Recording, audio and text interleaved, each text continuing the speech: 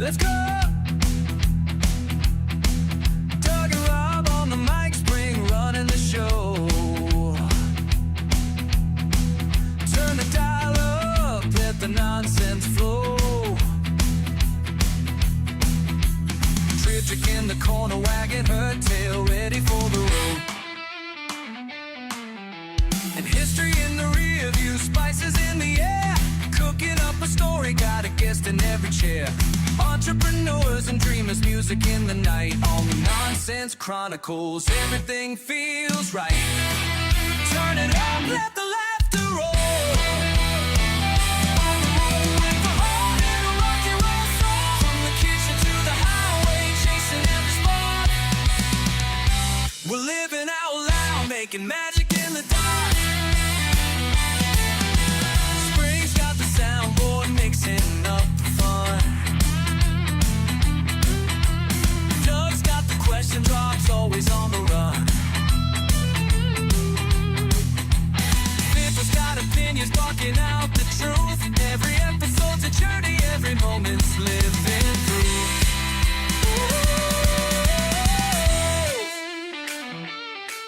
Turn it up, let the Hello and welcome to the Nonsense Chronicles. As always, this is Doug Sastry and joined by my trusty co-host, Rob Mendiola. Hey, it is you. It is me, yeah. Hey, Rob. What's happening, man? A happy Monday to you, man. Yeah, I guess you could say that. It's a work day, but, making the best of it. Yeah, well, I had an off day today. Yeah. Did you? But Not I really. really wasn't. Yeah, but I really wasn't off. Today we're going to talk a little bit, and I don't want this to be so much about me as just what I learned It's always today. about you, Doug. Well, yeah, but I can't say it publicly. No, I'm just kidding. Okay. I had made a post, I guess last week on my Instagram that I was going to MD Anderson. And the reason why is I found out I had bladder cancer. And if you ever find that out, I mean, you go anywhere. I got it diagnosed somewhere else, which was fine and dandy. But if you got a cancer center like MD Anderson within grasp, and even if it doesn't, there's Mayo Clinic, Cleveland Clinic, there's some out there that are just beyond, Sloan Kettering. There's some fantastic places out there. Baylor Med. But anyhow, I go and get this done, and me and the wife and my family, what they knew of it already, well, my sister-in-law especially knew. She said, no, go to MD Anderson, because my dad has been through there. He's going to be 91 this coming week, and he is still alive and kicking. And my mom is 93, so I'm a lucky man. And I went to MD Anderson. So I went in, and they ran all the tests again, and then some. They go beyond what the other places do, including that chest x-ray that Blue Cross Blue Shield didn't think it was a good idea to run. Well, I'm glad to report that nothing has spread, metastasized beyond the bladder. So it's just in the bladder. It's not invasive, but the doctor who did, the urologist who did the first thing, didn't go in deep. Now, this guy could say, but it looks like it's not in the muscle and all that, but they're going to see. So that way, if it's not, it's a lot better, or you don't lose your bladder, or you have to have some kind of bag put in. But it's a 50 to 70% kind of chance of reoccurrence. So you get checked every 3 months, if not before. So that's a good deal, and look, what I learned today, this is what all this is all about. The first doctor, the doctor today at MD Anderson, they were surprised and shocked that the doctor who did the urologist who does other urology surgeries, when they did the cystoscope on me, he was surprised that doctor did not put me under and then go deeper and take a further sample. They were shocked. That's another reason you go to MD Anderson.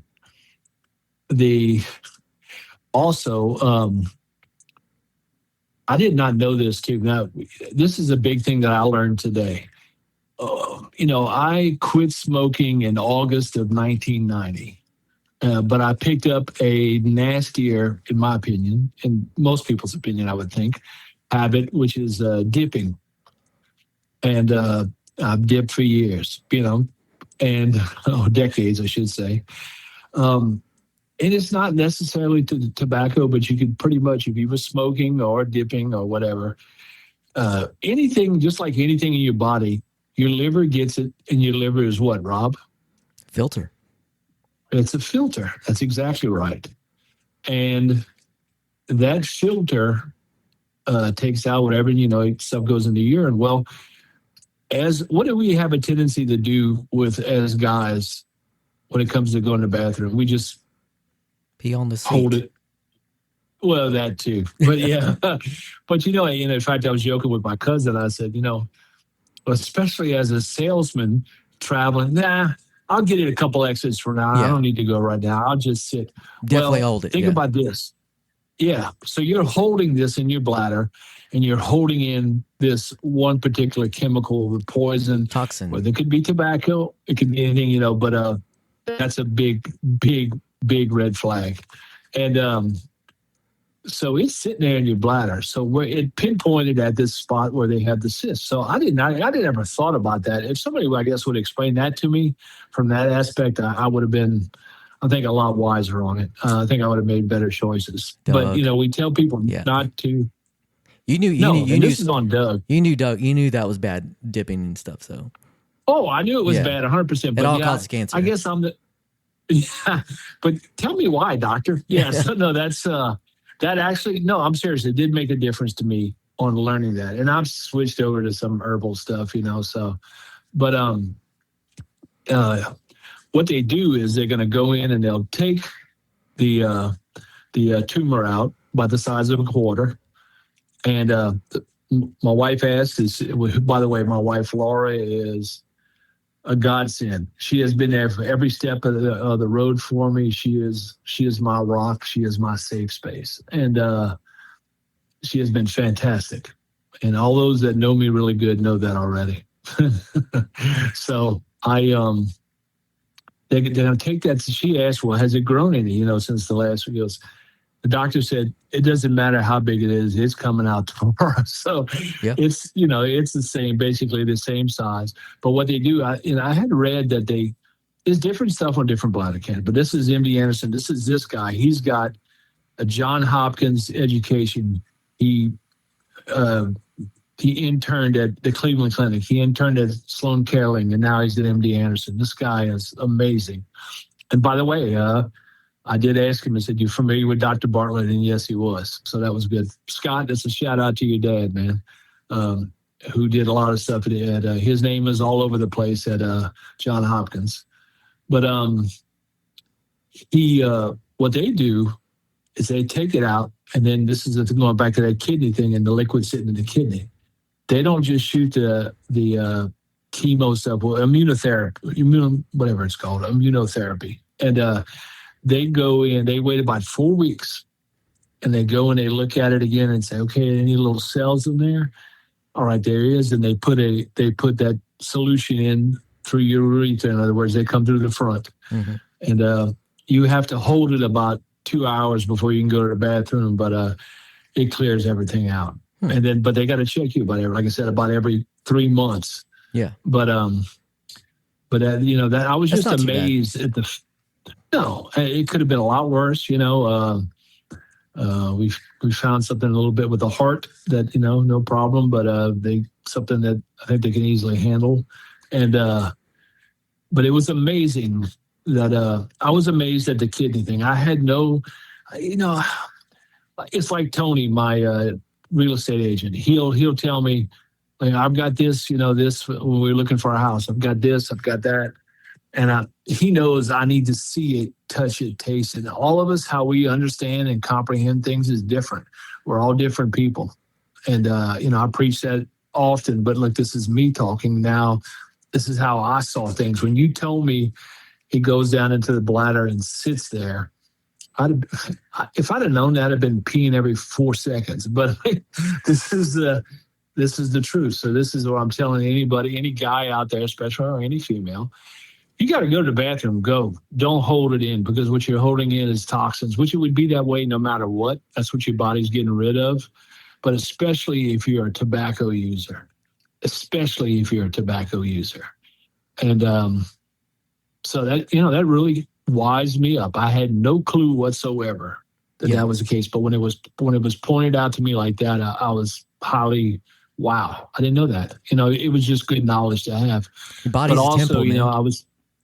It is. Yeah. It is. And God knows all of us, a lot of us treated, over the years, especially our younger years. But, another thing that amazed me about MD Anderson, this guy, this doctor I'm seeing, he is only there seeing patients like this in office like this Mondays. That's it. You know why? The rest of the week is University of Texas MD Anderson Cancer Center.